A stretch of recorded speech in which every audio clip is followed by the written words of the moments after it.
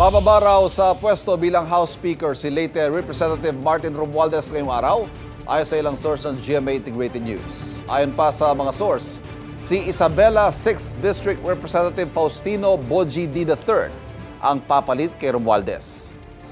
Isa si D sa mga Deputy Speaker. Batay sa House rules sa mga Deputy Speaker, pagpipilian sakaling mawala o pansamantalang hindi magawa ng Speaker ang kanyang trabaho. May mga source ding nagsasabing magli-leave si Romualdez. Kahapon, nasa kalahating oras pa lang ang sesyon ng Kamara nang suspindihin ito. Sinusubukan pa namin kunan ng pahayag si Romualdez at si D.